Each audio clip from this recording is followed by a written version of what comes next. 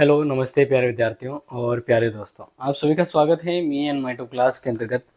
और हमेशा की तरह आप सबके सामने लाइव हो चुका हूँ। ये जो क्लास है वो जनरली अपने बहुत सारी अलग अलग यूनिवर्सिटी के लिए कॉमन क्लास हो सकती है और अलग अलग एग्ज़ाम के लिए, क्योंकि हम बात करते हैं जनरल जो हिंदी है उनकी, क्योंकि यहाँ पर हम शुरू करने वाले हैं आज अपना जो अच्छा शानदार टॉपिक है क्रिया के बारे में। यस, क्रिया।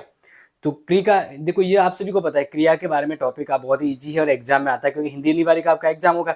तो क्रिया के संबंध में आपका प्रश्न जरूर आएगा, ठीक है ना, कि क्या है क्रिया, क्या है। तो हम वही यहाँ पर पढ़ रहे हैं, आपके लिए शानदार होने वाली है। इसलिए मैं जो भी आपको यहाँ पर पढ़ाने वाला हूँ पहले तो इम्पोर्टेंट नोट कर लीजिएगा, फिर इसको बहुत अच्छे से समझ लीजिएगा। तो आज जो हम टॉपिक शुरू करने वाले हैं वह है क्रिया, ठीक है ना। यस, तो ये जो अपनी सब्जेक्ट है पहले यहाँ पर लिख देते हैं। हिंदी अनिवार्य की क्लास है, किसकी है? हिंदी अनिवार्य। क्लियर? यस।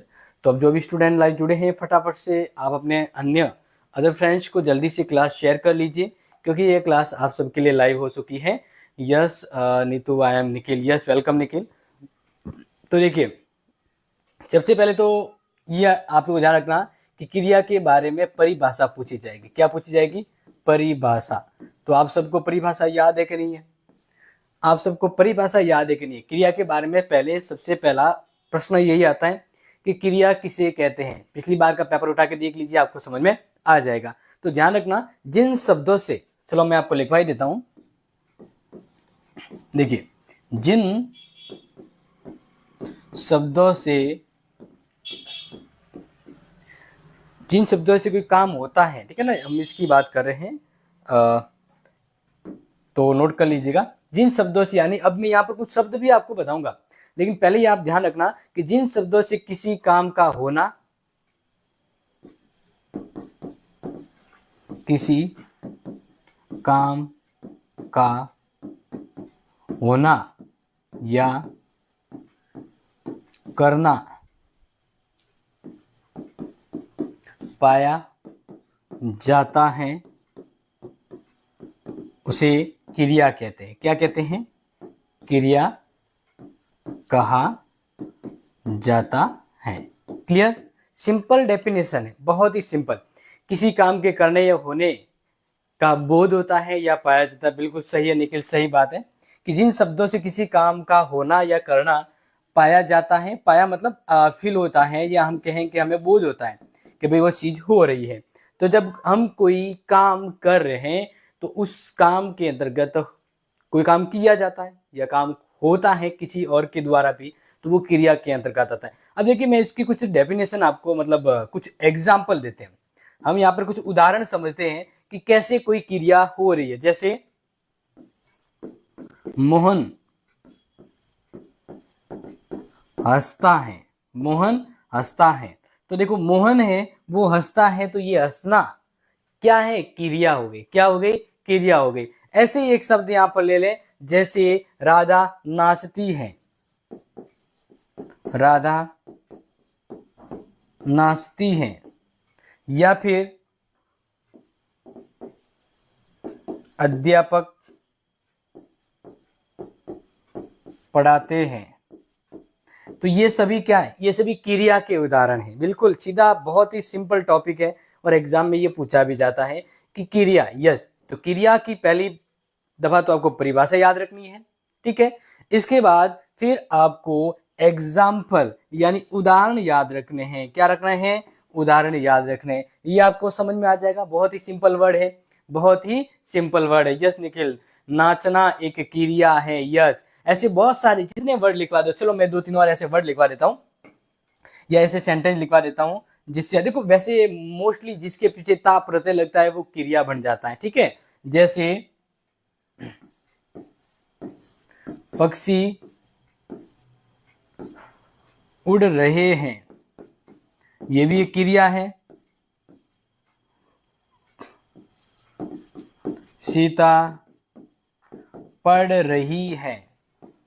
तो ये सभी क्रिया के उदाहरण होंगे। किसके उदाहरण होंगे? क्रिया। तो क्रिया का बहुत ही सिंपल वर्ड है। यस जुझार राठौर, नमस्ते जी नमस्ते। तो ये वाली चीज आपको समझ में आ गई। क्रिया एज अ सिंपल समझना है। अब इसके अंतर्गत हम आगे बढ़ते हैं तो क्रिया के दो भेद होते हैं मुख्यतः। वैसे रचना के आधार पर अलग होते हैं, यानी वो अलग अलग टाइप होते हैं। जैसे रचना के आधार पर देख लीजिए या हम उसकी उपयोगिता के आधार पर देखें तो वो अलग अलग भेद होते हैं क्रिया के। लेकिन जनरली मोस्ट ऑफ मुख्यतः क्रिया के दो भेद होते हैं, सकर्मक और अकर्मक। ये आप सभी को पता होगा। सर हिंदी लिटरेसी क्लास कब होगी? यस राजू सिंह भाटी की आज क्लास होने वाली थी हिंदी की, लेकिन क्या हुआ ना कि थोड़ा हिंदी अनिवार्य को मैंने टाइम नहीं दिया अपने टाइम टेबल में, तो अब हिंदी लिटरेचर की जगह आज अनिवार्य की क्लास हो रही है। क्योंकि हिंदी अनिवार्य की क्लास ऑलमोस्ट 7-8 क्लास हो चुकी है, तो मैंने सोचा हिंदी अनिवार्य की क्लास कम हुई है तो वो ले लेता हूँ। तो अब नेक्स्ट बार हिंदी साहित्य की क्लास आपके लगेगी। क्लियर? यस बिल्कुल बिल्कुल। चलो आगे बढ़े। तो अब हम बढ़ते हैं और यहाँ पर आपको नेक्स्ट समझा देता हूँ, जिसको हम जैसे कि अभी क्रिया को हम पढ़ रहे हैं, तो हम बात करते क्रिया के मुख्यतः दो भेद होते हैं। दो भेद होते हैं। मुख्यतः क्रिया के कितने भेद होते हैं? दो भेद होते हैं, ठीक है। और ये एग्जाम में सिंपली ऐसे प्रश्न पूछे जाते हैं। दो भेद कौन कौन से होते हैं तो आप सभी को जनरली पता है। एक तो है अकर्मक, दूसरा सकर्मक। तो हम यहाँ पर इन दोनों को आपको समझाएंगे। अकर्मक क्रिया, दूसरा जो भेद है वो है सकर्मक, सकर्मक क्रिया, ठीक है। यस, तो ये जनरली क्रिया के मोटे तौर पर दो ही भेद होते हैं, ये ध्यान रखिएगा। नमस्ते बंगाराम जी। तो अब यहाँ पर 1 to 1 एक एक के उदाहरण से हम समझते हैं, क्योंकि एग्जाम में इसको समझना है। तो हम पहला लेते हैं, पहला अकर्मक क्रिया। अकर्मक क्रिया, अब इसको हम पहले समझते एक डेफिनेशन के साथ। देखिए, जिस वाक्य में क्रिया तो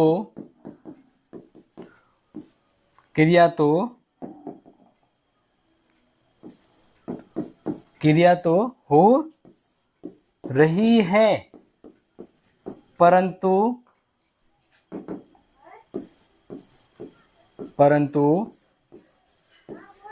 कर्म नहीं। यानी सिंपल ध्यान रखना, यहाँ पर बहुत ही अच्छे से अगर आप इसको समझ रहे हैं। यस निखिल, काफी टाइम बाद क्लास ले रहे हो। वैसे आपका पिन तो कर सकता था, लेकिन मैंने जो पिन करने वाला जो अपना मोबाइल होता है वो ऑन नहीं किया हुआ है, क्योंकि ये कमेंट तो देख रहा हूँ वो अदर मोबाइल से, तो पिन नहीं हो पाएगा। लेकिन थैंक यू डियर, आपने बहुत अच्छा मैसेज किया है पिन करने के लिए। तो देखिए, अकर्मक क्रिया का मतलब वो हो गया जिसमें क्रिया तो हो रही है लेकिन कर्म नहीं हो रहा है।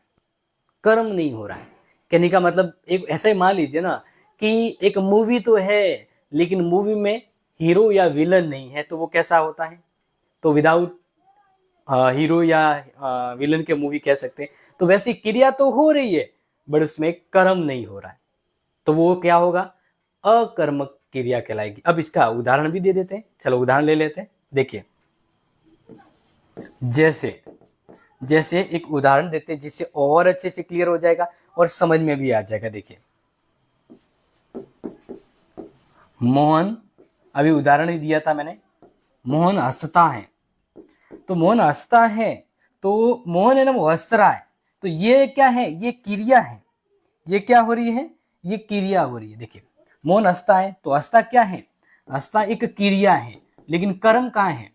ये क्रिया है और ये कर्ता है। ये क्या है? कर्ता है, ठीक है।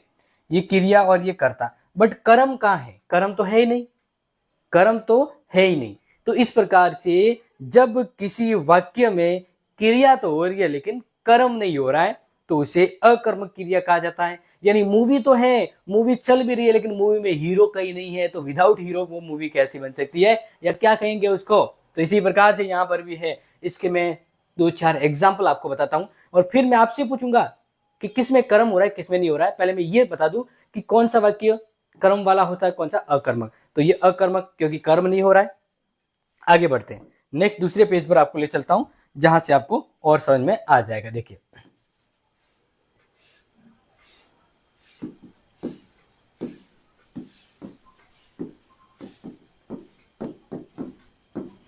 पक्षी उड़ रहे हैं, ठीक है।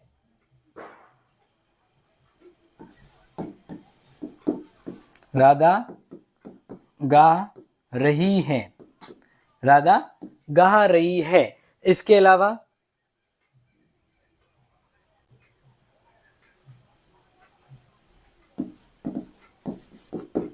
सुधा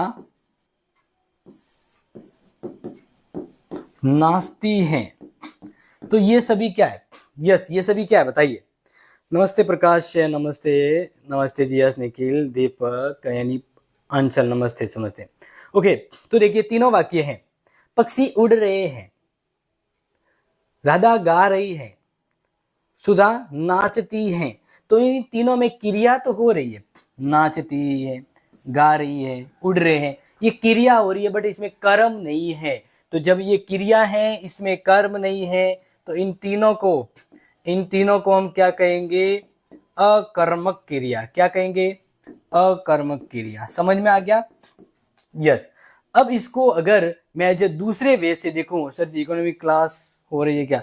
नहीं डी, इकोनॉमी को छोड़ के बाकी सब क्लासेस हो रही है। इकोनॉमी के लिए इंपॉर्टेंट प्रश्न जरूर बताए हैं, वो आप देख लीजिएगा, वीडियो में मिल जाएगा, ठीक है। अब अगर मान लीजिए मैं इसको अकर्मक क्रिया को उसका दूसरा भेद यानी सकर्मक बनाना हो तो क्या करूंगा? तो देखिए दूसरा, जैसे मैं सकर्मक बना दूं, ठीक है। तो सकर्मक क्या होगा? मान लीजिए मैं इस वाक्य का बना लेता हूं, इस वाक्य को मैं सकर्मक बना लेता हूं, ठीक है। इस वाक्य को सकर्मक बना लेता हूं, तो क्या बनेगा? राधा गाना गा रही है, राधा गा रही है क्रिया थी, गाना गा रही है। क्या गा रही है? गाना। तो ये क्या हो गया? ये हो गया कर्म। क्या हो गया? कर्म। तो जब किसी क्रिया में कर्म हो रहा हो, कर्म मिलता है, तब वहां पर सकर्मक क्रिया होती है।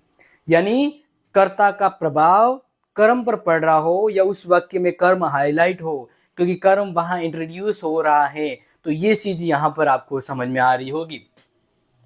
तो ये सभी अकर्मक है। अगर इसको सकर्मक क्रिया बनानी है तो कैसे क्या हो सकता है? अब हम क्रिया का दूसरा भेद अच्छे से वो समझ लेते हैं। पहला भेद तो आपको समझ में आ गया, चलो अब दूसरे भेद पे आ जाते हैं।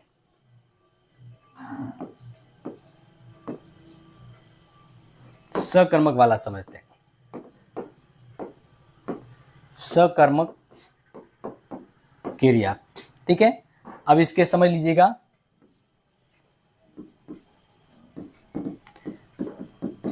जिस वाक्य में क्रिया के साथ कर्म हो रहा है उसे सकर्मक क्रिया कहा जाएगा, ठीक है। सकर्मक क्रिया। या इसके अलावा एक उदाहरण के रूप में बताऊं कि जिस क्रिया का फल कर्ता पर न पढ़कर क्रम पर पड़ता है, एक उदाहरण के तौर पे और दूसरी परिभाषा कि जिस क्रिया का फल कर्ता पर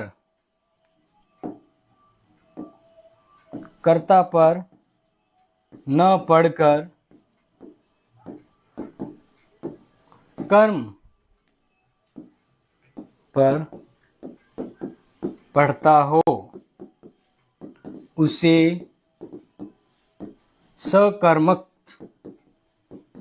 क्रिया कहते हैं। देखो सिंपल सी मतलब है कि जिस वाक्य में कर्म हो रहा हो उसे सकर्मक कहेंगे। जिस वाक्य में कर्म जैसी कोई व्यवस्था नहीं है, इसका आभास नहीं है या कर्म नहीं हो रहा, उसे अकर्मक कहते हैं। तो सकर्मक का तो आपको समझ में आ गया होगा।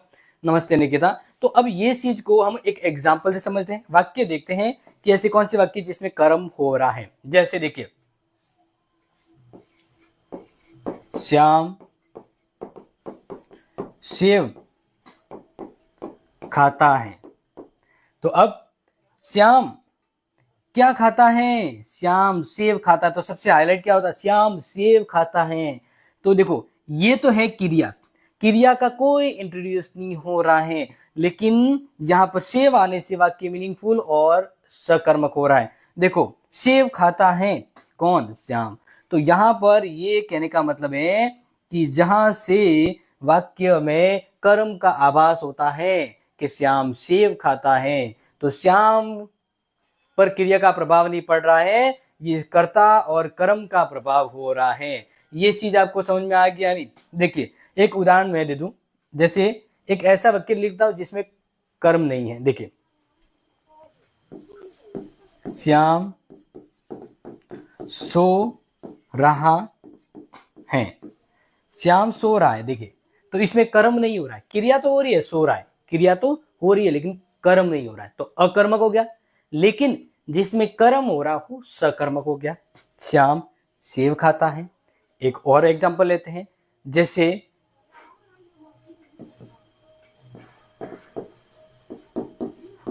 अध्यापक बच्चों को पढ़ा रहे हैं।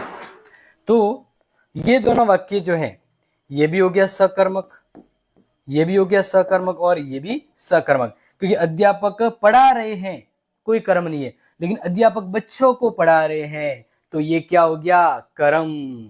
तो ये सकर्मक हो गया। क्लियर? तो इस तरह से क्रिया किसे कहते हैं, क्रिया के दो भेद आपको समझ आ गए। अब मैं वाक्य यहां पर लिखूंगा, आपको मुझे बताना है कौन सा सकर्मक कौन सा अकर्मक है। क्लियर? नेक्स्ट पेज में, यानी प्रैक्टिस के तौर पर। कैसे? प्रैक्टिस के तौर पर। तो देखिए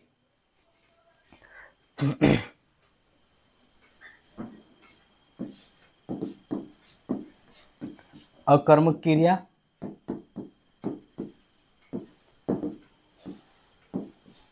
सकर्मक क्रिया। ठीक है, अब मैं लिखूंगा यहाँ पर वाक्य, आपको आइडेंटिफाई करना है कौन सा कर्म है कौन सा अकर्मक है। ठीक है, नमस्ते शिवमा। अब देखिए वाक्य यहाँ पे लास्टली फाइनली हम आगे समझा दिया आपको, तो अब देखिए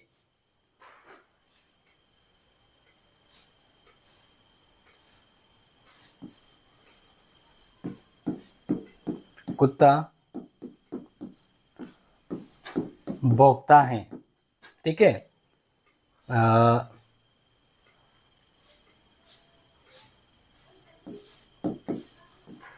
बच्चे पढ़ते हैं।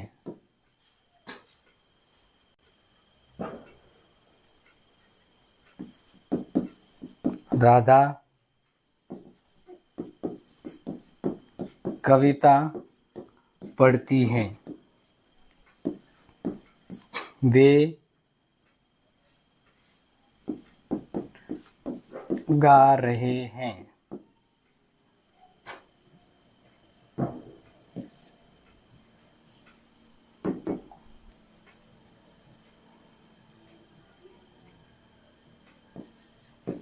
हम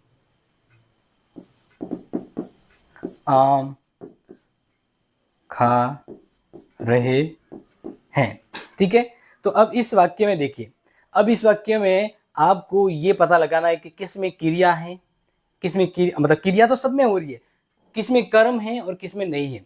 तो अब कौन सा सकर्मक है और कौन सा अकर्मक है? तो देखिए यहां पर देखिए, कुत्ता भौंकता है, तो भौंकता ये क्रिया कर रहा है, कर्म थोड़ी कर रहा है, तो यहां पर इसको मिलाते हैं अकर्मक। बच्चे पढ़ते हैं, पढ़ते ये क्रिया हो रही है, कर्म नहीं हो रहा है। बच्चे हिंदी पढ़ते हैं, अगर बच्चों के बीच में यहाँ पे हिंदी आता तो कर्म क्या करते कि हिंदी पढ़ते, वो हिंदी तो है नहीं, पढ़ते हैं, तो मतलब ये क्या है? ये सिर्फ और सिर्फ क्या है? अकर्मक क्रिया है, कर्म नहीं हो रहा है।